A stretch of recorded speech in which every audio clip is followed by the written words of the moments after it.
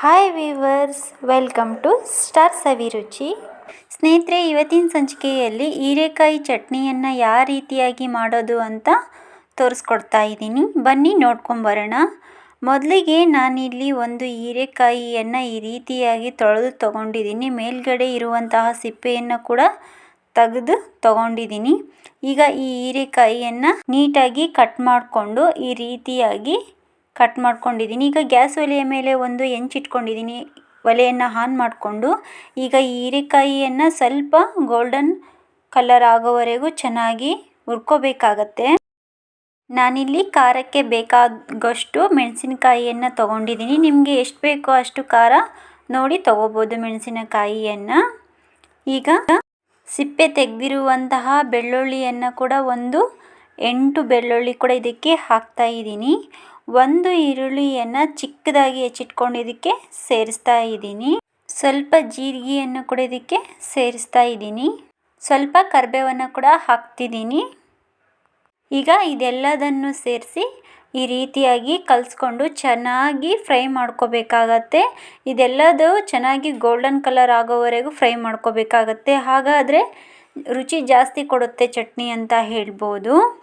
ಹಾಗೆ ಸ್ನೇಹಿತರೆ, ವಿಡಿಯೋನ ಸ್ಕಿಪ್ ಮಾಡ್ದೇನೆ ಪೂರ್ತಿಯಾಗಿ ನೋಡಿ. ಯಾರು ಮಧ್ಯದಲ್ಲಿ ಸ್ಕಿಪ್ ಮಾಡ್ಕೊಳ್ಳೋಕೆ ಹೋಗಬೇಡಿ.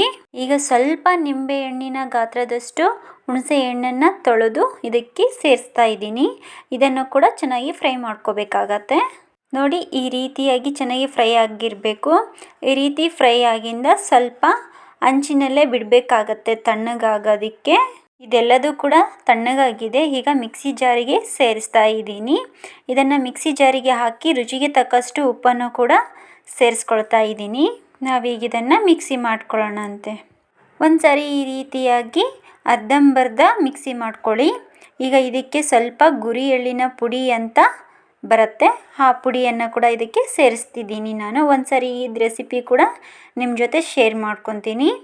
ಇದನ್ನು ಹಾಕಿಂದ ಮತ್ತೆ ಒಂದು ಸಾರಿ ನೀವು ಮಿಕ್ಸಿ ಮಾಡ್ಕೋಬೇಕಾಗತ್ತೆ.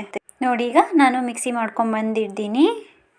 ಈಗ ರೆಡಿಯಾಗಿದೆ ಅಂತ ಹೇಳ್ಬೋದು. ಈ ಚಟ್ನಿ ನೀವೇ ನೋಡ್ತಿರ್ಬೋದು ಎಷ್ಟು ಗರಿಯಾಗಿ ನೀಟಾಗಿ ಬಂದಿದೆ ಅಂತ ಹೇಳ್ಬೋದು. ಇದನ್ನು ರೊಟ್ಟಿ ಜೊತೆ ಕೂಡ ತಿನ್ಬೋದು, ಚೆನ್ನಾಗಿರುತ್ತೆ. ದೋಸೆ ಜೊತೆನೂ ತಿನ್ಬೋದು, ಮತ್ತು ಚಪಾತಿ ಜೊತೆನೂ ತಿನ್ಬೋದು, ಅನ್ನದ ಜೊತೆ ಸೈಡ್ ಡಿಶ್ ಆಗಿ ಕೂಡ ತಿನ್ಬೋದು.